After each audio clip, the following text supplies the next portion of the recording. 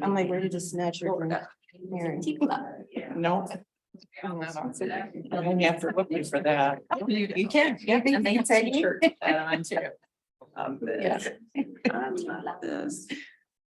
I can go in locked rooms you can't get in, so, yeah, all I gotta do is take it and run.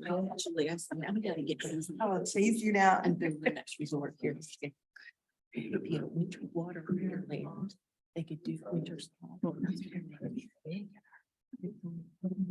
Good evening, everybody. We'll call this meeting of the Delta Township Board to order. Will board members and guests please rise for the Pledge of Allegiance? I pledge allegiance to the flag of the United States of America and to the republic for which it stands, one nation, under God, indivisible, with liberty and justice for all. Clerk, will you please call the roll? Trustee Bowen, Present. trustee Brewer, Present. trustee Cascarella, Present. trustee Mojica. Here. Treasurer Fedewa. Here. Clerk Clark is present. Supervisor Fletcher. Here. You have quorum. Thank you, Madam Clerk. We have the agenda before us. Any additions or deletions? Not a motion to approve will be in order. I move that we accept the agenda as presented. Is there support? So. There is support. All those in favor, please say aye. Aye. All those opposed say nay. Motion carries. Communications, we have a communication in here from the part-time non-supervisory library union communication for the committee. I think we have some representatives here in the audience here tonight. Did you guys want to say hello at all or anything to us? You sure can. Why don't you just go up now and make your comment? Since we're discussing your letter.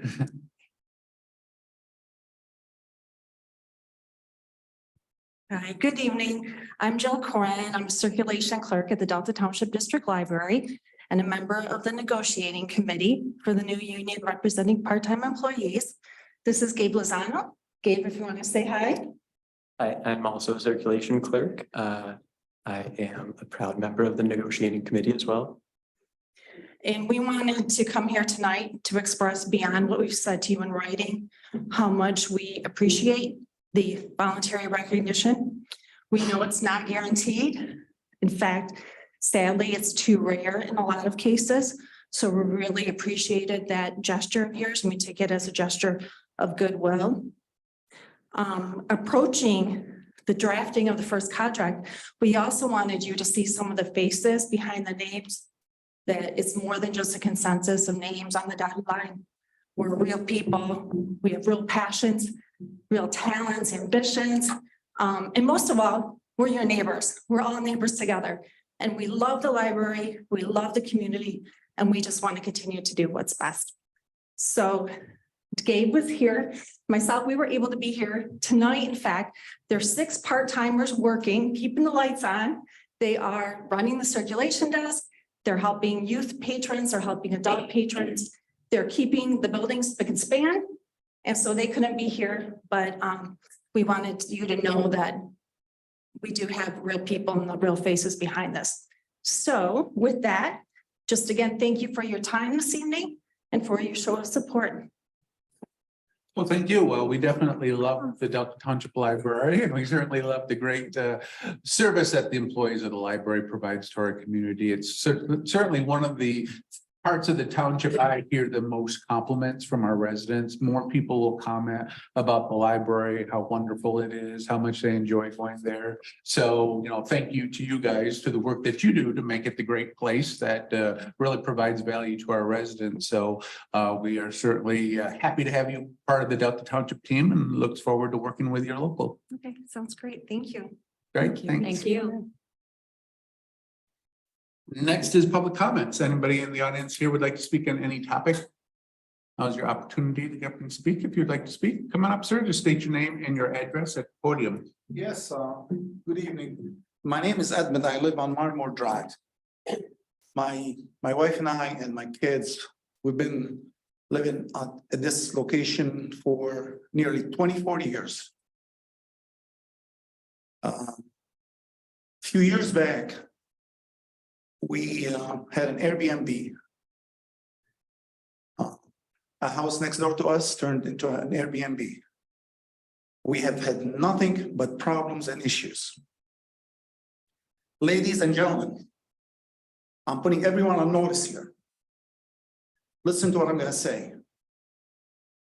Last night is the first night that I went to bed with a handgun next to my pillow. The safety and the security of our neighborhood is a topic, is an issue, is a serious issue. Folks, you have the power. Before anything escalates, before anyone gets hurt, please do something about it. We have had parties after parties, people using profanity languages, kids being around. This is not the neighborhood that I lived in since 1999. I ask you, and I'm begging you here to do something about this. My wife was literally shaking last night. It's the first time I pulled my handgun out again, because I felt my safety and my security was at stake last night.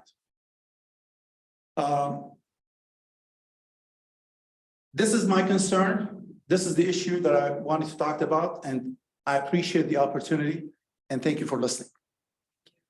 Thank you. Thank you very much. Did you file a complaint with, did you call Delta Patrol last night? I did. I called the Delta Patrol. It's not the first time. I spoke to Mary this morning about it. The Delta Patrol were very quick, by the way. All the police officers, we really appreciate what they do. Mhm. In less than 5 minutes, there were 3 officers on location. They brought the guy out, and I think they had the flashlight in their eyes. I think they were probably checking to see maybe if any drugs being used or anything of that nature. But yeah. I live across the street from us. I'm Nancy. I live at 4272 Marmor. I've lived there 50 years. And it was really, really bad last night, and that's not the first time. And we talked to Mary, it was the last June, about what the noise ordinance was before we started calling again. And she explained the 10 to 6 and that it wasn't seasonal like we were originally told. And last night I was in fear for my life. I don't have any handguns. I was thinking about it last night. It was terrible. And when I was walking from my driveway to Edmonds, or from Edmonds to mine, there's another gentleman getting out of the car that was parked in front of my house, and there was already how many cars up? About 8 or 10. At least 10. At least 10. At Thank you. least 10. Thank My you. driveway was backed up. I'm directly across, by the way, sorry, my name is Sandy Nichols, so I've lived in the neighborhood for over 35 years, directly across from him. And we noticed that earlier during the day, there were at least 10 cars. And coming down Marmor, you can hardly get through. Yeah, that because- curve, you know, it's Yeah. bad enough. So there's a car coming and a car going, you literally have to wait because you can't get through. And they block your driveway, and It was a traffic jam. it really was. So is this an unusual thing? The house gets rented as a party house? It gets rented and there's parties? I did not realize that it was rented until about last summer. We kind of noticed it. There were cars parked on the street, and it's a very nice and safe neighborhood. You see that, you figure maybe party or Family July get together. 4th or family get together, but it doesn't last 2 or 3 in the morning or the following day. So I started noticing cars parked on the street till the following day. And then a lot of noise, and it was reported, and he knew about it. He claimed that he had rented to one person and did not realize that that person had a whole lot of people living there. But it's on the Airbnb website. It is, it is. So when you say living there, is it being rented by the day or is it a rental period? He It's does different. both. By the day, by weekends. Yeah. There's absolutely different people in and out. I think we might have had about 75 people yesterday at that house. And he was, when the gentleman was getting out of the car, like I was saying, it was parked in front of my front yard. He was telling people what exits to take to get there for more people to come. And that was what, 6:30, 6:45? Yeah. And they had children there, which morally, that can't be an issue here, but the language, I mean, we've all heard that language, but the language, it was fine. And my bedroom faces Grandwoods Park. You could hear the noise and the music and the language all the way back there. And this is not the first time. This is chronic that they're loud. This is an ongoing issue. Not going. Unbelievable amount of traffic in and out. It makes you wonder what's going on, because Right. it just hits you. Right. Traffic is nonstop. And one weekend, people were coming and going every 20 minutes. So it did make you wonder what was going on. Makes me wonder, because I'm directly across the back. And they park on my side, my driveway, every, I don't care. Can I ask, what's the address again for that house? Mine is 4267, But the house in question? 4255. Okay, I think I lived in that house. Yes, you did. were my neighbor. Yes. Yeah, yes. Right, Yes. I thought, wow, that sounds familiar. So it's another It was fun back then. Yeah, back then it was really good, yes, until it turned to be an Airbnb. And also one more note, is some police officers apparently do not know the noise ordinance, what time it starts. One time I had a call from a police officer and I was complaining to him about the noise that's after 10 o'clock. His advice to me was to move.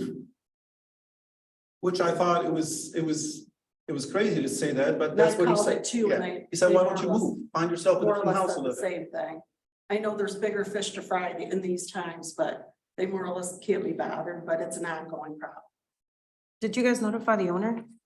Oh, I speak to him all the time. You know, I'm sorry and we'll do something about it. Like, Does he live then in the area? I think he lives in East Lansing, Okay. in Detroit. In Detroit? Or his mother owns the house, so he's not the owner. And she lives in East She Lansing. lives in town, in Okemos or East Lansing. But yeah, I know. She lives She in is. Lasso, I think. Yeah. Yeah. He's in Detroit. So And- just, And Mike is our neighbor also. He lives next door to us also. I'm on the other side. Okay. I'm on the side that has the pool that I can't invite my family members over to and have a nice, quiet, relaxing evening because of this noise and ruckus that's going on. It's embarrassing. You know, you can't have a nice holiday weekend. Same thing happened last weekend. Now, granted, there are times when people come that grew up in the area. I was just talking to Edmund about it. There's a family that came there last year and they were there for 3 months because they grew up in the area and they had their grandkids come over and they did barbecues and everything. And it was nice, but we left out till I think the end of July and then they left. Yeah. They might be from down south or something during the winter. so just information for the board on the Airbnb website. It's the only location on Marmore. It's called a home in Lansing, the Goat The House. ghost, that is correct, yeah. Greatest of all time. I'm not House, finding it. $317 a night. Oh, it went up. So it sounded like it has a reputation. like saying, of- like they were all saying, unfortunately, Marmore is the only road through that area that does not have curbs and it's a narrower road. So you even get a lot of people going fast around that corner and when you have it congested as it is with these parties, it creates even more of a hazard. You know, when the cars, when they park on the road, that, you know, they don't want to park on the lawn, so they're taking about half the street. By parking in the street. So then you got people that don't live there that fly through there and you, like Edmund said, there's kids. I saw people bringing kids in and out of their cars that are kind of parked in the middle of the street. So, But there are other houses, I believe, down in the next corner there are not Airbnbs, but they're on another website. So I didn't do my due diligence on that, but they are, because they've been transferred in the military. Well, we appreciate you guys bringing this to our attention. You know, we had not heard about issues with these until we heard about this house, you know, not too long ago, but it's certainly something we started a conversation on whether or not it's something we need to start looking into to see if we need to regulate them and what exactly can we do to regulate them to make sure that they're not throwing the parties and stuff. But we appreciate you, you know, bringing this to our attention. And This we'll- one's been an Airbnb 2 years, May, Yes. Mhm. 2 years Yes. in May. Yes. Okay. Well, Lieutenant, do you have any, is this house something that's on your radar screen? Do you remember any calls there? You called there a little bit, it's what it looks like, it's not an actual very. Like, Could you come up to the microphone?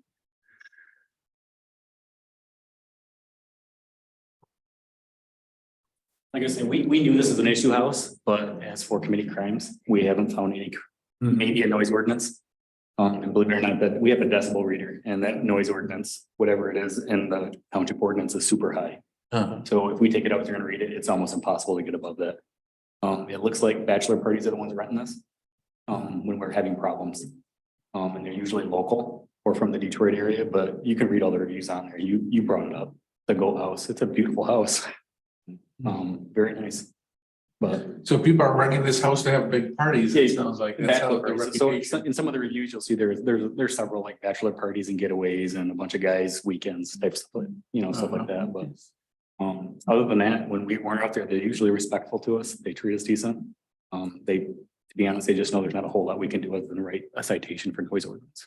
So, When you guys show up, do they calm down or? yeah, they don't give us any issues. But like I said, they're there for bachelor weekends Right, and, This is the next night, it's the same. yeah, it's what it is, but And how many times are we gonna call, the deputies to come out? right, That was not the same party, it would be a different party. right, yeah.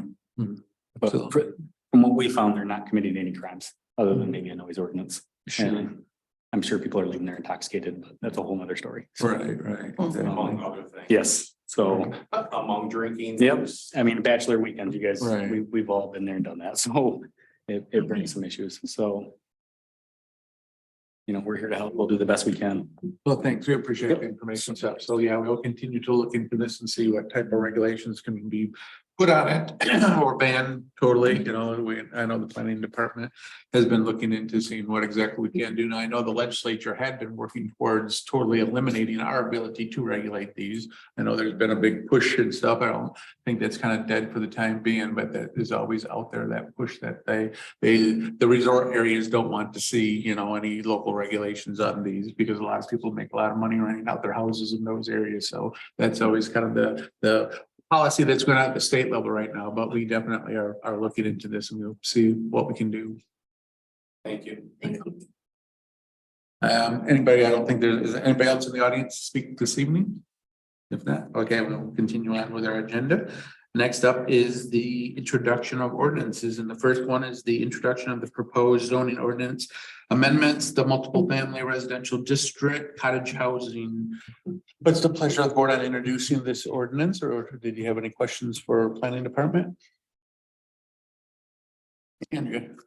I move that the Delta Township Board introduce the amendment package regarding cottage housing PUDs and condominium subdivisions as described in case number 1-23-4. Further, these amendments shall be considered for final action by the board at the June 19, 2023 regular meeting, and the clerk is hereby directed to publish notice of said meeting in the local newspapers. Is there support? Support. There is Maybe support. June 20th. But you moved that. Or Juneteenth, are you? Oh. We are meeting on Tuesday, I think. June Yeah, 20, friendly amendment. We'll consider that modified there. Any discussion? All those, Did Beth second? I didn't know who second. all those in favor, please say aye. Aye. All those opposed, say nay. Motion carries. Next up is item number 3, the introduction of the proposed amendments to the special transitory food unit food trucks ordinance. It's a pleasure of the board on that one. I have a question. Sure. I was gonna Can we make the motion? Do you motion. want the question first? You want to do Go ahead. make the Okay. question. I move that the Delta Township Board introduce amendments to sections 44-6, 44-10, 44-11, 44-12, 44-14, 44-16, 44-17, and 44-18, the Delta Township Code of Ordinances pertaining to special transitory food units. Township clerk is hereby directed to advertise the introduction in local newspapers with final consideration of the proposed ordinance amendments scheduled for the June 20th, 2023 Township Board meeting. Is there support? There is support. Discussion, Dennis. Any questions? Yeah, and my understanding is that there's been an effort to try to standardize the procedures and the licensing across the state on this. I think I read in this change that there was a reference to some standard through a northern consortium of health departments in Michigan here. And I think if I remember reading this right, it referenced that. So my question is, if that is, I don't know if that's a state standard that's recognized, but is there not a process where if there is a consortium of health departments in the state that have maybe taken the lead on this thing, is that if they, and if we require those same standards, that there's some reciprocity of recognition of that licensing, no matter where that food truck goes in the state? You know anything, Gary, about that? I think that's the ultimate goal. So what that's mainly focused on are the Hey, Gary, inspections. could you come up to the microphone, please?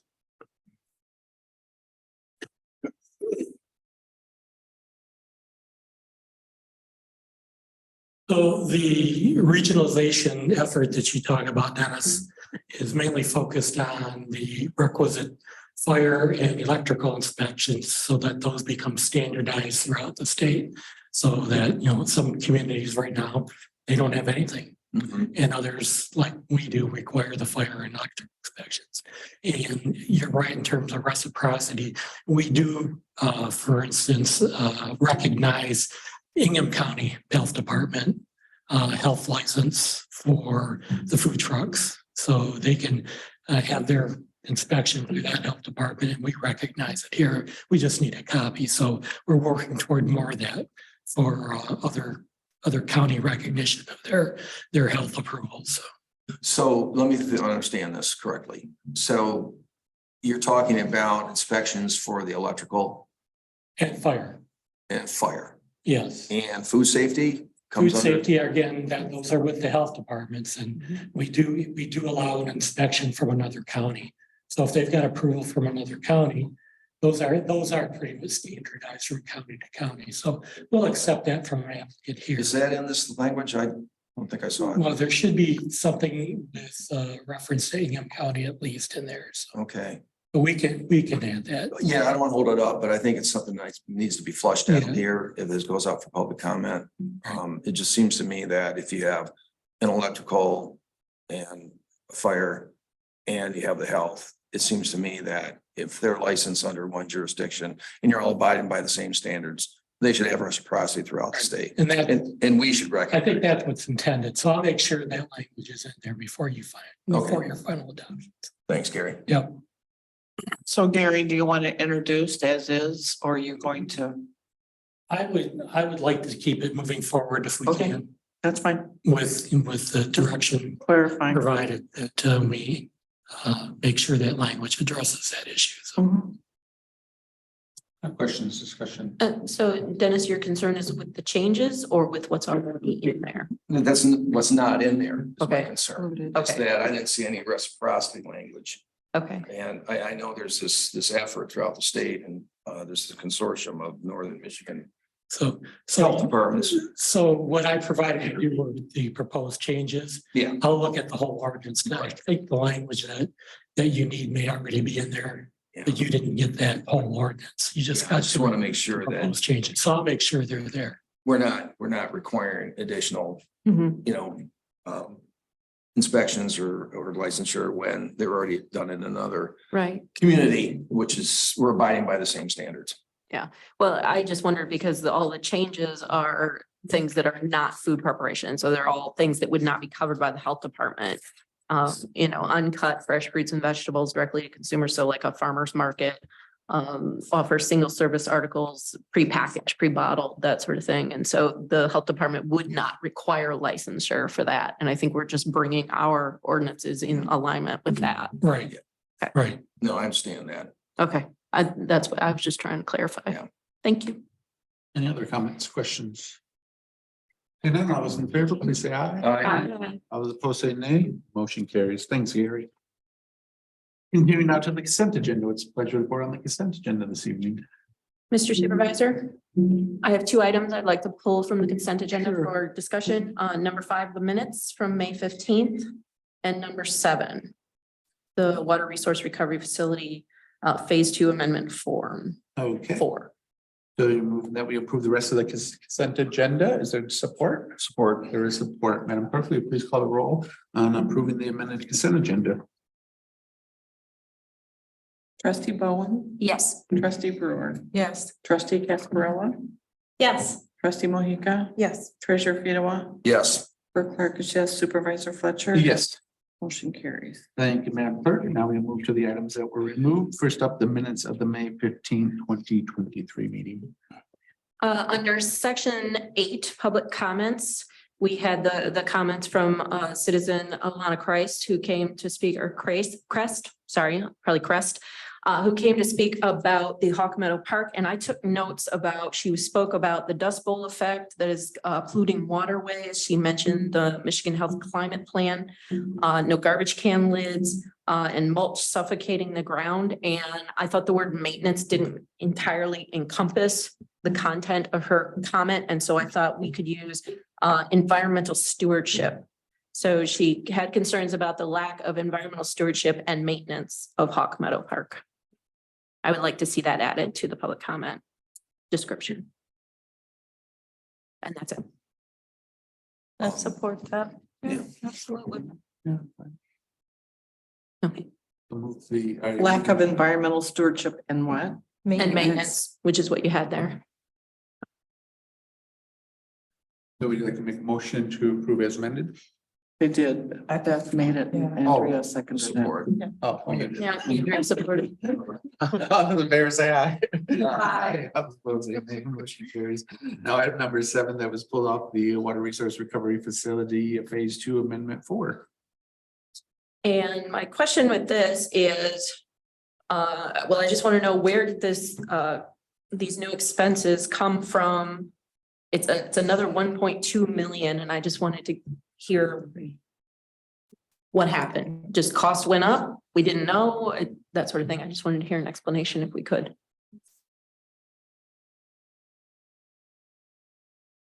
Welcome, Ernie. Well, board members, so this proposal that's in here is for phase 2 of the project. If you recall, when we advanced to design and construction, we wanted to look at the entire plant up to about a 30% level. So that everything would mesh together and work together at the end. Then for sake of time and being able to get to construction on phase 1, we'd finish that design for the phase 1 components. And that's what's being built currently. So we have this remaining work that was all part of the master plan that we need to take from 30% design to 100% design. Okay. There's probably more in there than we can realistically afford to do in the next phase. So as we want to finish the design, but then we'll have an opportunity to say, these are the critical components that Eagle's going to make us get done under a certain timeline. These are some things that, while they need to be done, could possibly wait. So what this $1.2 million is representing is the final design for all of the remaining upgrades that are needed. So it's not really an oversight of anything.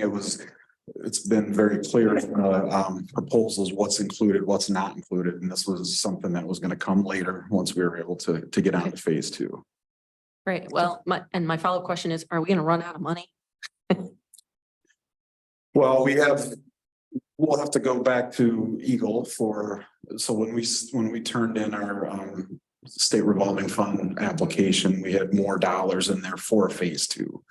So we'll have to reinitiate that funding process, but we're already on their list for phase 2. So they've got some dollars earmarked for us. And I know Courtney's constantly looking at our cash flow position in terms of what debt load we can carry. And so manager's office and finance office will kind of craft that. I think for the design, I think I wouldn't be here with this proposal if we couldn't cover the design, but we'll come before you all once we have what we physically want to build in phase 2. And that'll be crafted to fit within the limits of our Eagle funding and within, what you all want to do for rates to support that. Yeah. So Ernie, if I mean, And I just want to be clear, I'm not questioning anything that you do. I just want to understand so that if someone asks me, I can say, this is what our staff is recommending. This is what we're doing. This is how we're spending the money. Yep, I just wanted to clarify, it's not an oversight, it was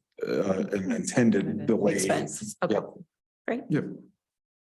yeah, and it may be a simpler way of putting it is that, you know, you've got a promissory note for a mortgage and then you have your various construction draws.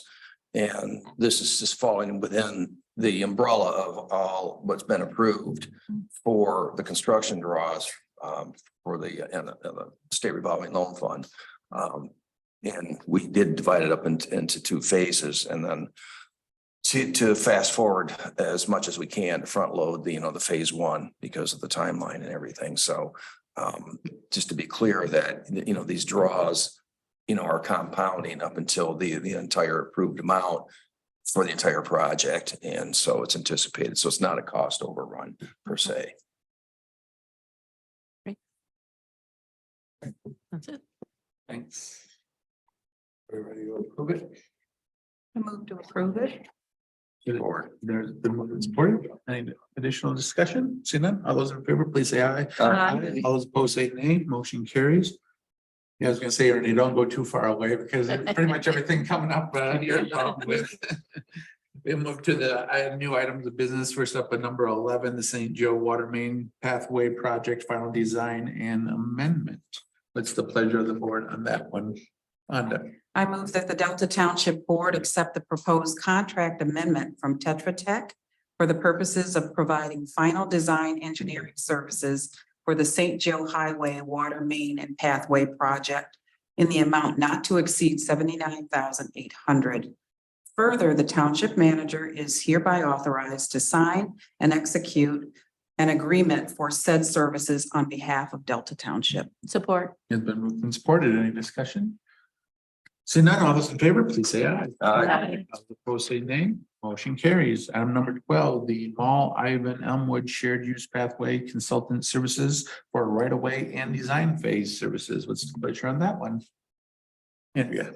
I move that the Delta Township Board accept the proposal from Moore and Rugging Incorporated for the purpose of providing professional engineering services for the right-of-way and design phases of the Mall Ivan Elmwood Shared Use Pathway Project in the amount not to exceed $67,500. I further move that the township manager be authorized and directed to execute the necessary documents related to the aforementioned project. Is there support? Support. There is support. Any discussion? Okay, none, all those in favor, please say aye. Aye. All those opposed say nay. Motion carried.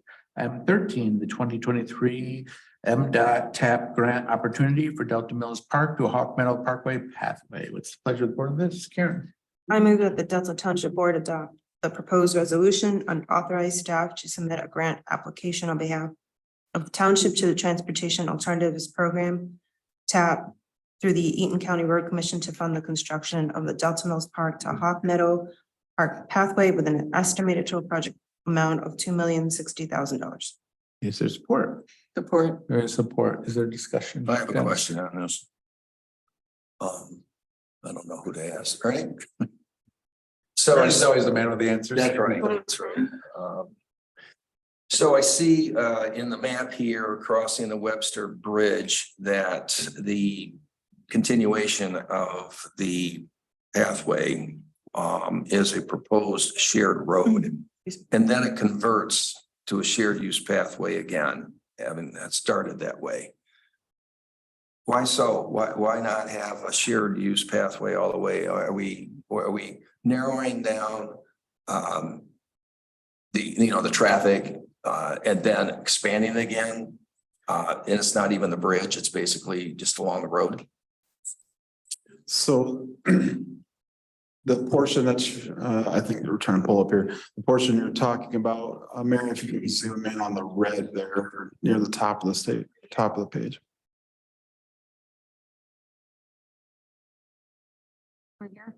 Yeah. So starting at the corner of Delta Mills Park, that'll be pathway and probably a combination of some boardwalk. course, so you hit the bridge over the river, that'll be funded through the Webster Road Bridge grant that was awarded to Eaton County, and we'll be widening a 10-foot pathway that's protected with a barricade from vehicular traffic across the river. Once we get across the river, we'll turn right and head down towards Clinton Street. When we looked at the project, Clinton Street is a pretty narrow street. Houses are really close to the road. It's a dead end. It's a circular, but there's very low traffic. There's like 5 or 6 houses on the entire street in that block to get up to Delta River Drive. It would be very disruptive to try to fit in a pathway that's off the side of the road in that section. And because the traffic is so low, we actually ran it past MDOT. We met with MDOT engineers to see if they would authorize a shared road section in there, because otherwise it'd be extremely difficult, costly, disruptive, tree removals, right in people's front yards. We felt like we'd get a lot of pushback and have a lot of challenges trying to build something off the roadway. And so they were supportive of this approach.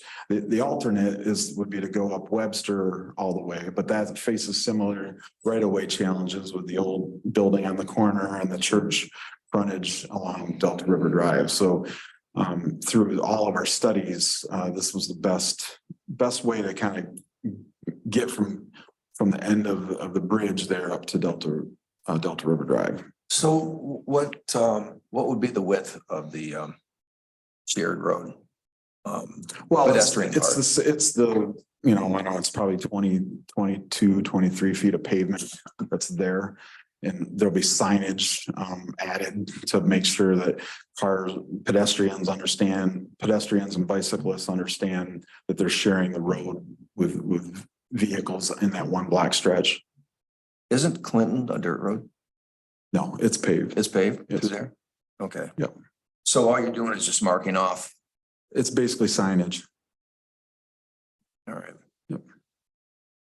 Signage and maybe pavement markings. I mean, we may clean up the shoulders or something, but it's literally so tight. There's no space available to offset from the edge of the road and then build 10 feet wide and continue that through. So. Yeah, I understand that. It's just my last question. Why would MDOT care what we do on Clinton? Because of the funding source, the TAP grant. This is administered by MDOT. And so they make us follow federal standards for these types of facilities designs. But we're using the TAP grant for this pathway, not just the bridge. Correct. Actually, the TAP grant won't go towards any of the bridge. The bridge is separately funded with a local bridge funding program. Okay. The TAP grant, which was similar to what we did for Old River Trail, was a TAP grant combined with a DNR trust fund grant. We compared the two together. That's the intent here.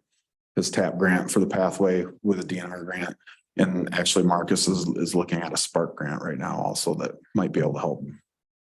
Well, thanks for the clarification. I know one size doesn't fit all on these things, and it's just important to try to get connectivity, the best way you can. So thank you for the clarification. Yeah, it's a difficult stretch, and yet we hated to not have a project. Yeah. From a very low volume stretch of road that I would feel comfortable walking up and down, with my children any day. I mean, it's the times I've been out there, I've never seen a car driving on it now, but there's literally 3 or 4 houses right along that stretch. I don't think it's a safety concern, and MDOT agreed. Thanks. Any other questions? Seeing none, all those in favor, please say aye. Aye. All those opposed say nay. Motion carries. Item number 14, final consideration of rezoning request in case number 03-2307, the 5217 Old Lansing Road. What's the pleasure of the board on this one? Andrea.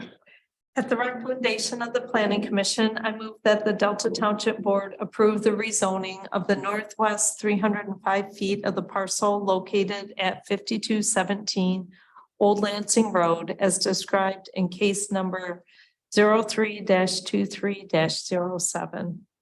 Is there support? Support. There is support. Any discussion?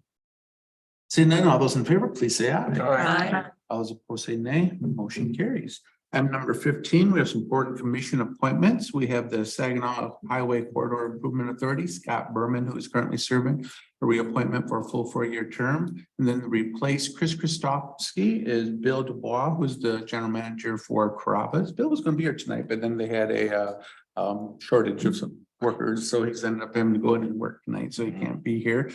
For the Lansing Board of Water and Light, Larry Merrill's stepping down, Bob Worthy. Bob originally applied when the position first became available. We had other candidates out there.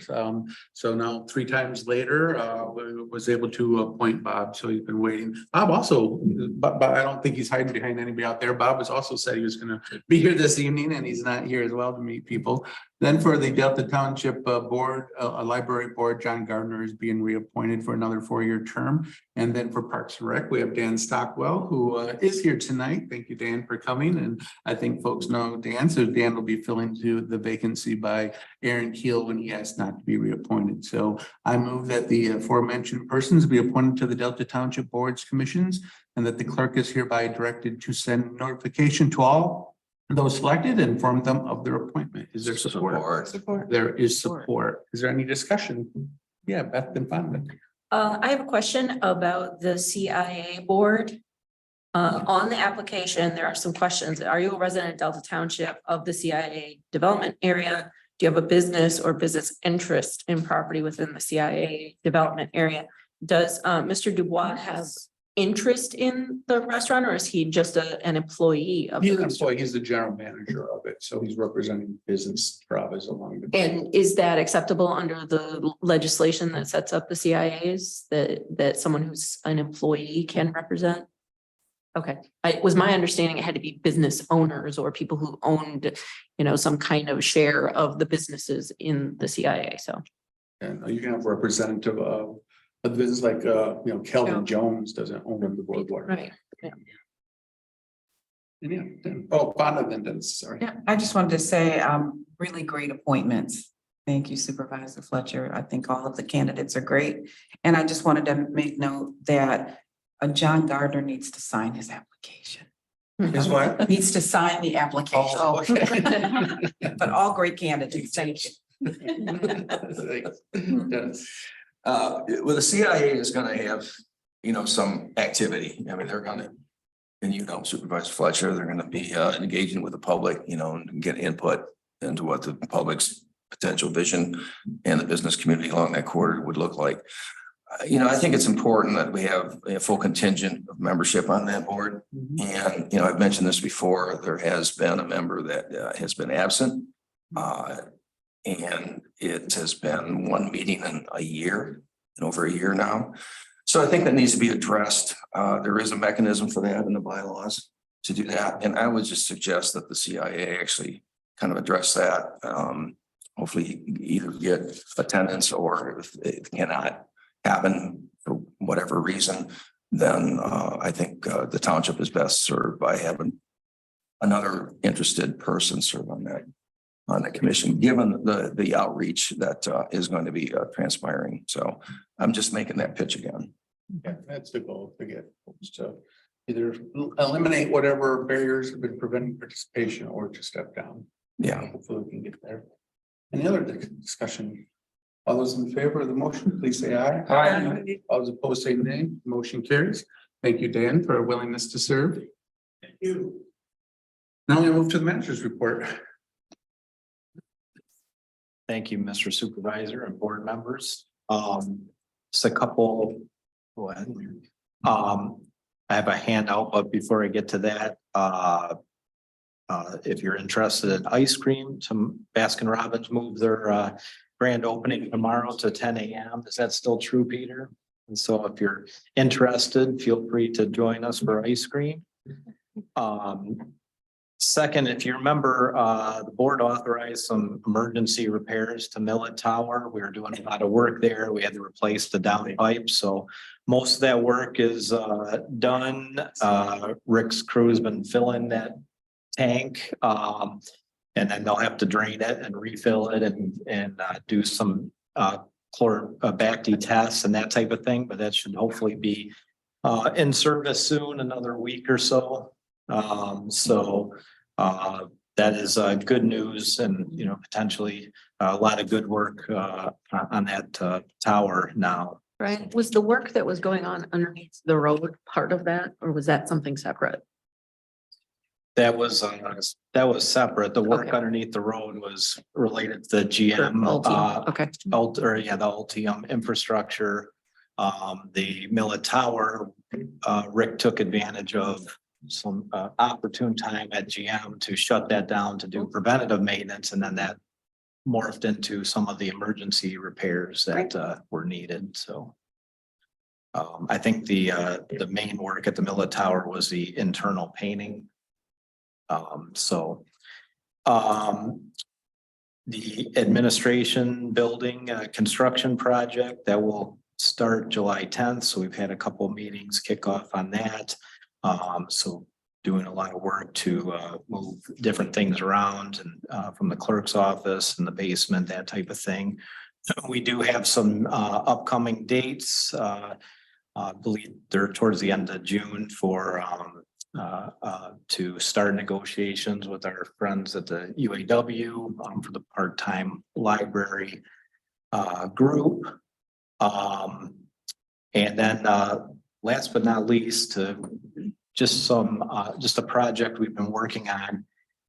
I passed out a spreadsheet, and I have not had the chance to share this with staff yet, but as we look for some funds, I had some consultants from Manor Costerison, who are also our auditors, just do some work in terms of trying to outline a lot of the grants that are available.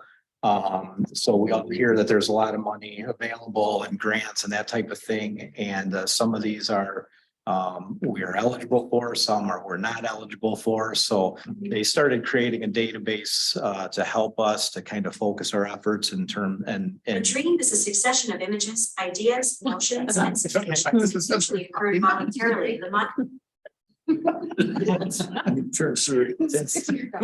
Yeah. Siri wasn't attention. Siri says you're dreaming. Yeah. Yes. So they also did some work based on a list of projects that I submitted. And if you look at these, some of these numbers have to be updated because they're using some old estimates, but they looked into some of these grant funding opportunities and kind of rated if these are you know, the level of you know, the cost benefit in terms of going towards them, the chances that are likely that we would, you know, receive those, the synergy with what we would be looking for, whether or not it fits. Again, eligibility, the reality of funding. So a lot of these things you really have to look into. So I just wanted to share that as kind of a tool that we're using. You'll see on the spreadsheet, the ones that are highlighted in yellow are already grant programs that we've utilized either currently or in the past, which is a good share of them. But this is something that we can keep updated as we move along and use as a tool as we, you know, try to prioritize which funding to look for. Which currently right now is for a lot of different infrastructure needs.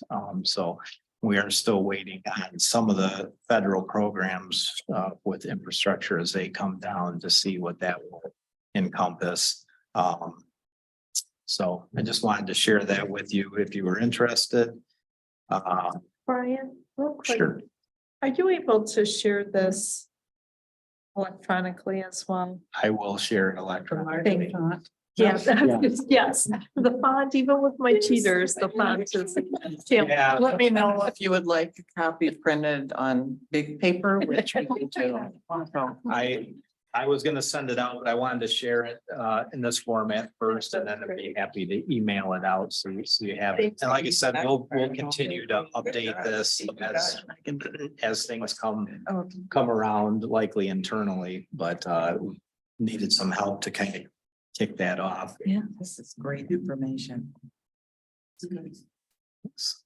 That's I have, Mr. Supervisor, just a reminder, the chamber or Delta Eaton Business Roundtable is Wednesday.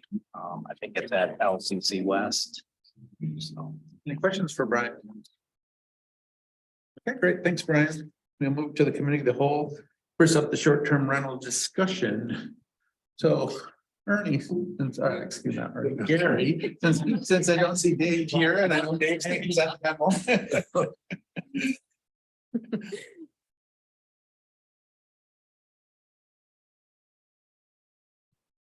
Well, it turns out it's a very timely discussion. As we heard earlier. So staff done some research on short-term rentals that are currently in existence in Delta Township. So our review of the various websites shows that we have about a dozen of them in the township. Out of our 10,000 plus housing units in the township, we have about 12 that appear to be active in the township. 4 of those have been inspected as rentals by the building department. We've sent letters to 6 of them to come and get registered as rentals. And 1 is in a hotel room, and then we're doing some more research on 1 more that's in the township.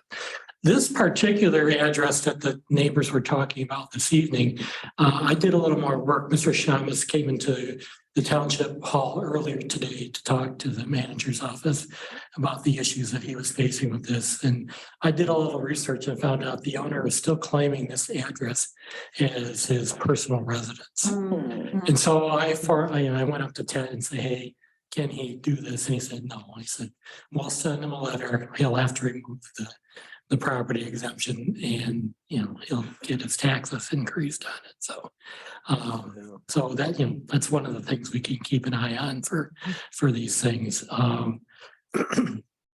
Things we're doing already again. Gary, before you Go go ahead. forward real quick, if you can, I don't know if you're able to clarify, is that going forward? Is there that retroactive on that property and the homestead exemption? Do you know? Well, once we know that he doesn't actually reside there, I mean, you But have if to we know reside. it's been, So he can collect back tax. Well, we don't know when he stopped residing there. So I don't think so, but from this point forward, yes. okay. So Gary, this may be a Ted question. Will he get his PRE this year? Because I know you can play with that PRE based on when Yes, you. probably a question better answered by All Ted. right, So, I'll but check with Ted. he is sending a letter to him. I had a discussion with Ted earlier, and so said, no, you can't do that. And I'll send him a letter. So, Is this one of the addresses with a permit or no? this one, well, this is interesting. So he applied for a rental application in October and then rescinded it. And so, no, it did not get inspected. So this is the one where he's going to get 2 letters, one from Ted, and that if you're going to use it as a rental, you need to be inspected. So, but again, Gary, can I ask this? sure. Last I knew, the owner of that house was a she. Well, now it's a Scott. Scott is her son. Yeah, and that's who's listed on the tax roll. Okay, so I don't know if Oh. she changed Scott owner. who? Ida. IDLE. So that's all I have in terms, what we can go by in terms of ownership is what's listed on the tax rolls. I think that's his last name. Yes.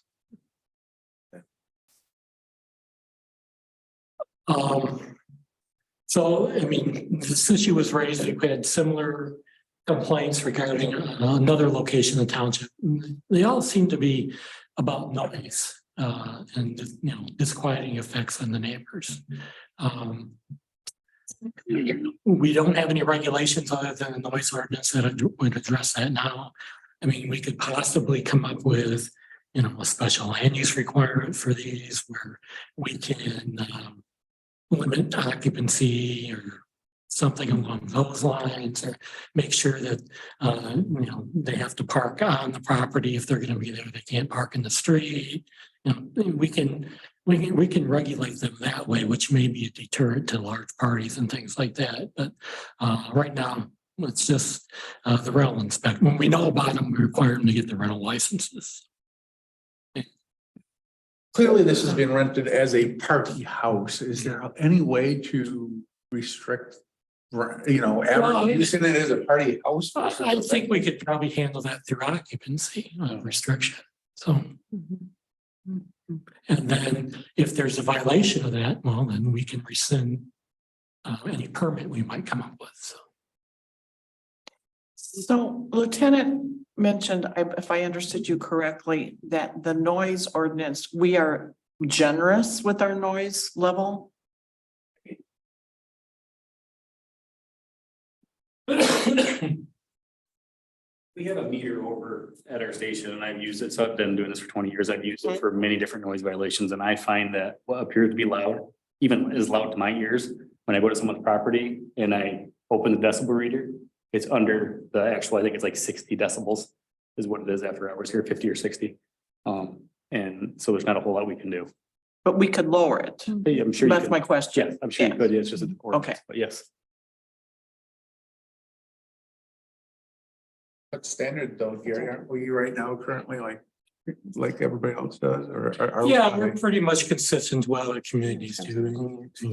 You take the measurement at the property line, it's within that threshold, and it's not a violation. It does gets lower in the evening hours, the Right. threshold, but it's still fairly loud. You always got that balance between residents who are just having a every now and then party, all of a sudden now we're sending the cops all the time after them versus somebody who's doing a rental house for parties that's getting out of control.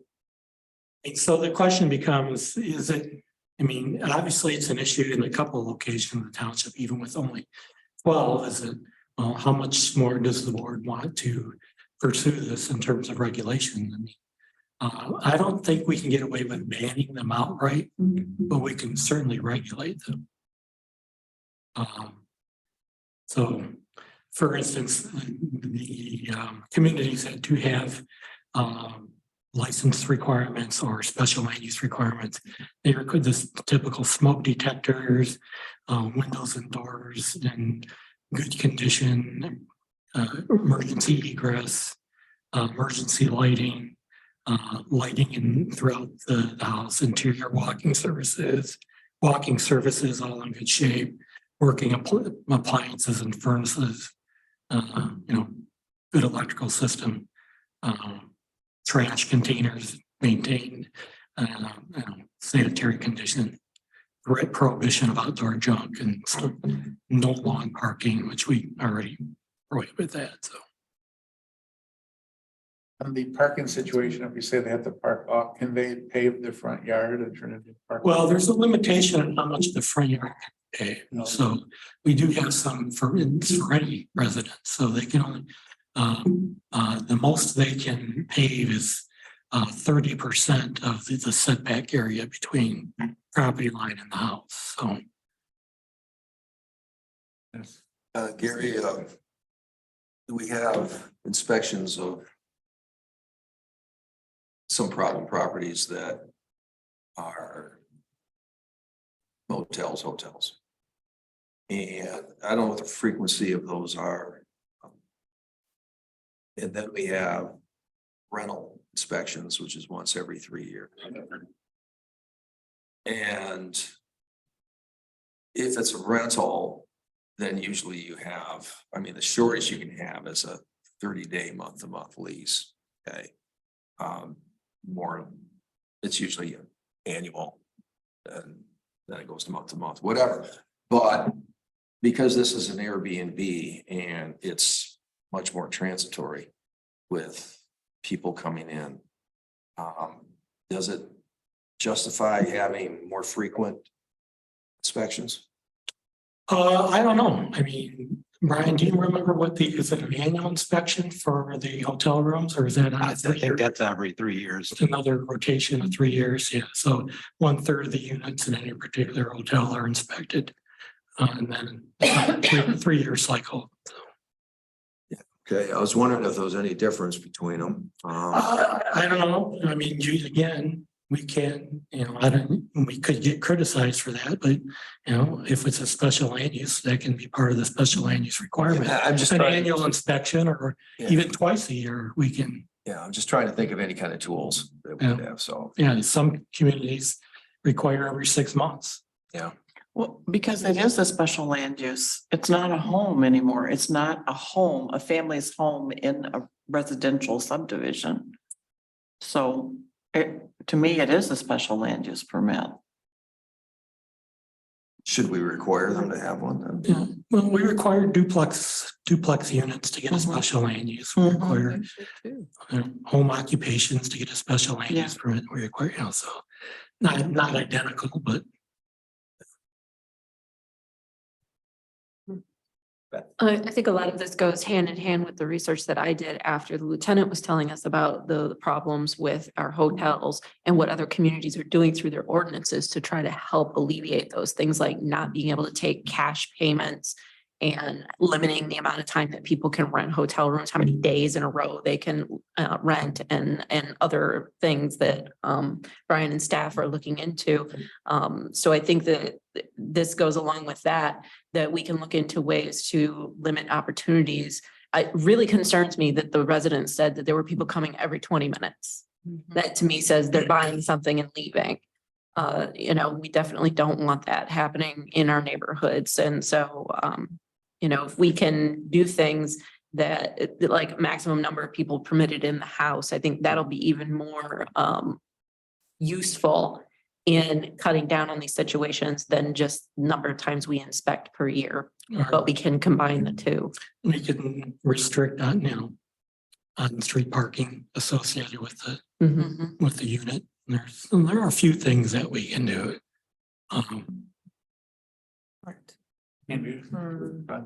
Yeah, I just want to say, I very support, I think it makes sense for us to consider an ordinance and, we're starting to see some issues and, in other communities, they face some really serious challenges with short-term rentals. And I think it makes sense to have regulations in place that are reasonable and appropriate, and especially for where the housing where these short-term rentals may be when they're in neighborhoods and, surrounded by people that live there full time. There needs to be strong consideration to that. There's been a whole debate at the state level about this issue.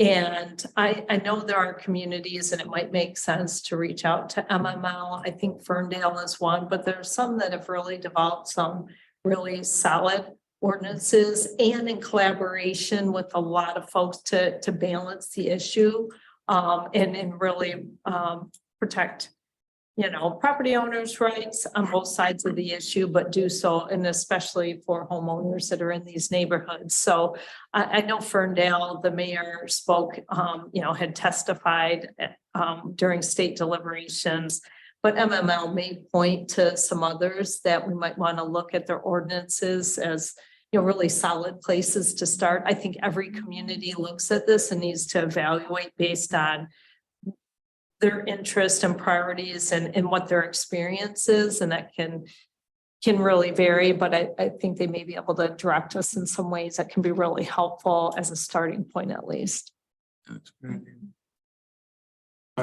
Yeah, I was pretty much going to say what Andrea said, that I'd love to see more research, maybe Gary, if you have time, or some recommendations. No, we can look at our ordinances, like Andrea said, depending on what kind of community you're a light community, and you have a lot more of these to deal with, and so you're going to have a different regulations. Yeah. Delta Township, we don't have those types of attractions, so we're going to have many fewer, but I mean, we do have some issues apparently with the ones that we do have, so. Yeah, well, I'm all for looking into it and what else we might be able to do, because I'm very concerned with the gentleman that came up and spoke, that he now felt his next course of action was to have a gun handy. So that's a cry for help. And I would do anything we could do to make it safer. I'm familiar with that street. I lived in that home. It's a beautiful home. And that's a very dark street at night, and that curve, it's right at the curve. So it could be pretty scary and frightening there. So anything we can do to make it safer for the residents to live there, and quieter and calmer, because that's really a beautiful neighborhood, I'm all for doing. Okay. I have a question. Oh, I have a question. go ahead, Karen. So, could there be something like, the owner has to at least be or live within the vicinity or within the same time or the same town or something? I mean, because in reality, like they should have called the owner, is what I'm thinking. And the owner should have been, hey, you know, this is your contract. You're gonna be kicked out if this happens. Yeah, So I don't know if we can require owner occupancy, but we can require that there be a contact that's available 24/7. Right, right. Yeah, and that's what, in this instance, is what I would have liked to have seen, is that the police would have said, listen, or have them call or say, hey, we're gonna call the owners. And because I've heard of that before and looking at articles, and they've done that in other places that I've seen, that they will call the owner and the owner will come out and say, okay, here's the contract that you signed.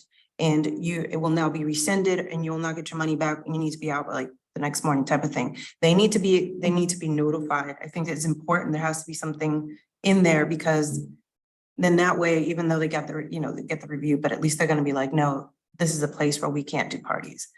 I don't know if you follow, but I have seen that in articles. So I guess I'm just saying, yeah, it has to be within a couple hours from, when the party happened, that the police are able to contact them, et cetera, or the township or something like that. To that effect. Yeah, that's final thoughts. I think everybody's here in agreement that we need to move forward. So go back and take a look and bring back stuff too. I'm curious if the house is even as nice now as the pictures on the website show that it's being rented out for parties weekend after weekend. I'm guessing it's not like the pictures are. But thanks, Gary. We appreciate it. I'm gonna stand here because I'm next. Yep. Well, we'll move on to the streetlight posse discussion. So that's just a document you put together for interested parties. And how to start a streetlight petition and the procedure for that, and all the steps necessary and all the board resolutions that are necessary to make that happen. So we just wanted something that someone could go to if they were interested in that process, interested in starting a petition. Or just have questions about an ongoing petition in their neighborhood, something they can go to for information on that. So it's all in one place, convenient. We have the subdivision regulations for the township also has a procedure for new subdivisions, and Mary's fully aware of that, and the waiver for the public hearing and all that kind of stuff. But so this is just meant to be a handy resource for people that want to go through that process or are going through it or that kind of thing. So. I just wanted to say, I think it's a great document. And I think it'll be really helpful to residents. And it feels like, when there may be folks circulating petitions for street lighting, we get a lot of people with varying opinions about that come to us with questions, and nice that there's something they can read through and get a lot of that information right away, directly, and then follow up or provide comment when we offered that through the process. But thank you for the work. This is, I think, will be really valuable going forward. The thoughts. I'd say thank you as well. This is really put together well. It needs a couple. Because street lighting in a new development is not by petition. No, but we have language that covers that. I think I'm gonna either cross-reference that or just add it to this document, but the township subdivision ordinance has a specific section on that procedure, so.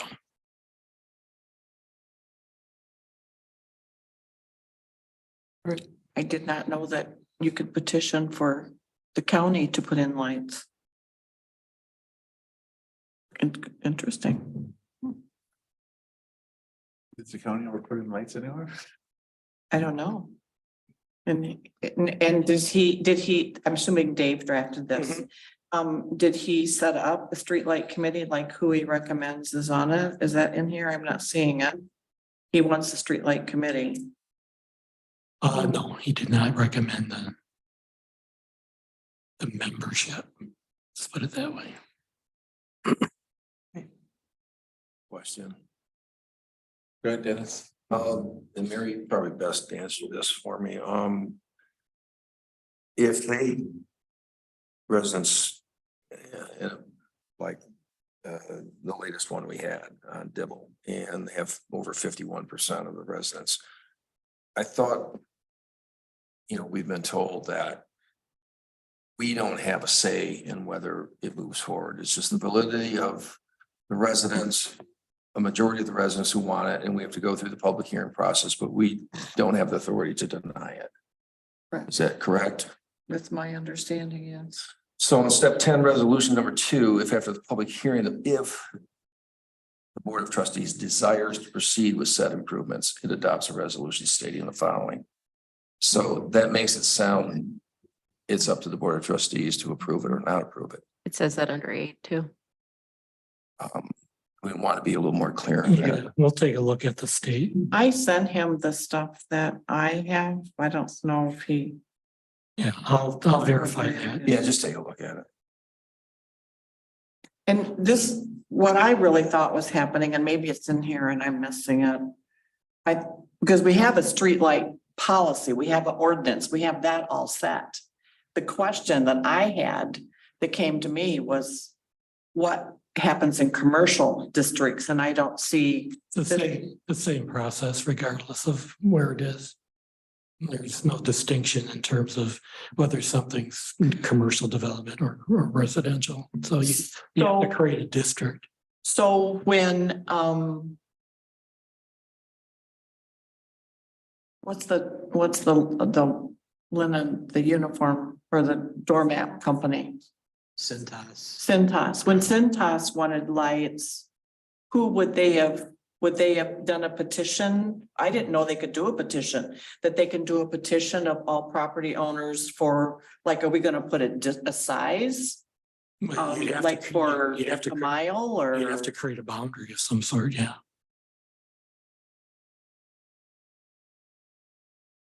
So, sorry to interrupt, it just kind of came out. The boundary is determined by the petitioners then. Right. So it's just kind of.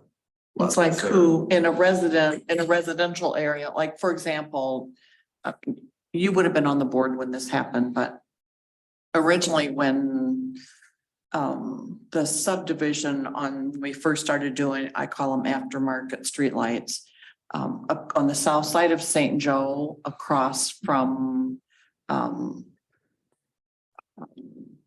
where we had the houses with the parking in the yards on St. Joe. Yeah. So parts of streets, blocks of streets were allowed. So like one block would have streetlights, the next block wouldn't. When it was originally put in, and then those residents who did not have streetlights then came back and petitioned to have streetlights put in. So we have these different streetlight districts within one street. Because of that. And so I've basically, since that little issue, we've tried to get them to do at least a significant part of a street. I mean, streets are long, so I mean, some of them go several blocks so that you could have some consistency and not a block in, a block It's out. cleaner that way if you can. A block in. But it's. Well, to that point though, Mary, I mean, do we want to discourage a block by block district? Well, it costs them a lot of money. It's gonna cost a lot more money to do that. Well, no, I'm saying that if residents on one block wanted their special light district, street light district, and yet, they stand alone. The way it is now, if the majority want them, they're going to go ahead and do it and pay for it. Right. And then we're going to have a checkerboard Mhm. pattern. Well, that's kind of what happened on Dibble. I mean, we're south of Michigan has streetlights, north of Michigan doesn't. But it was at least a longer period. It was a half mile. Yeah. That had streetlights.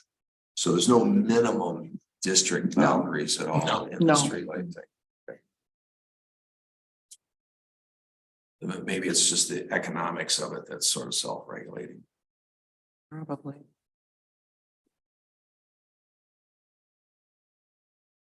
All right. But that's great. Well, I'll clean it up to address the And concerns of Mary Ann. yeah, and we have not done by lights by frontage. We have done it by parcel. And this references doing it by at least it says, well, he says it's the simpler method to do it. I would argue it's not simpler to measure feet and assess price that way. Well, but- that might be a better way to do it for commercial property. Is by footage, but not for your typical residential development. And there was some comments there before we wrap this up. Okay, thanks, Karen. Sure. Appreciate it. Great work. We'll take, before we go into a closed session, we take any final public comment. Anybody in the audience here for final public comment? And no one coming forward. I move that the Township Board convene in closed session at the request of the Township Manager under the Open Meetings Act to consider a periodic personnel evaluation of Brian T. Reed, Township Manager. Is there support? There is support. Madam Clerk, please call the roll. Who did support? Andrea.